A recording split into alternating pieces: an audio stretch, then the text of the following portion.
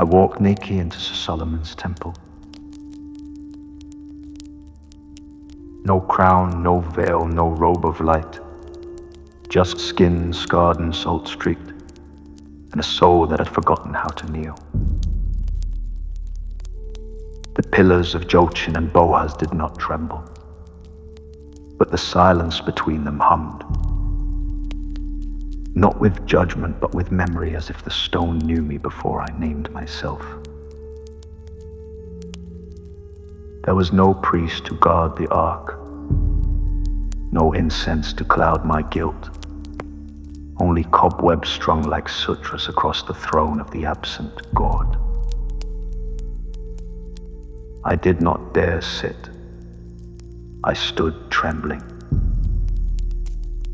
like Adam blinking in the dust, before the world had rules.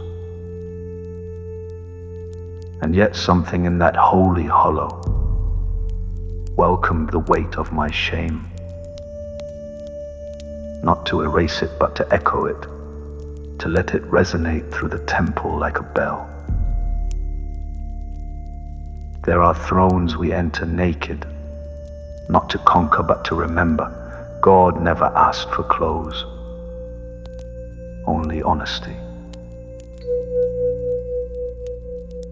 I sat in the empty throne not with pride but inevitability. Like a candle must burn when struck, I had come too far to stand forever. The stone was cold beneath me, not carved for comfort, but for witness, and it did. Behind the throne, a door I had not seen creaked open without touch. Darkness poured like smoke, and in its shapes moved, shrouded, robed, watching. They did not speak. They murmured, a language of old permissions and forgotten laws. Who gave you the right one hissed, his mask a welded veil of centuries. You bear no seal, no name, no lineage. You are not initiated. I rose like a storm from a mountain lake. I was born into the temple fire, I said. Not by blood, but by burn, I carry scars, not scrolls. They stepped back, not in fear, but in recognition. I had been seen before. In another age, another guise, with different eyes, but the same defiance. I tore the curtain with my bare hands. Let the veil rend, let heaven see. No more hidden rites, no more priests behind doors. You built this tomb for silence, I said. But I remember the voice, and the temple shook, not with wrath, but with awakening. I said, tear it down, and I will raise it in 3 days, not with stone or law, but with breath and mercy. And I did, with words like rivers and tears like wine. I rebuilt what no hand could craft, not a temple of walls, but of witness. Then I walked into the desert, the door collapsing behind me. Sand clung to my feet like the memory of shame, but my eyes held fire. Not to burn, but to see again. I died that night. Not in blood, but in soul.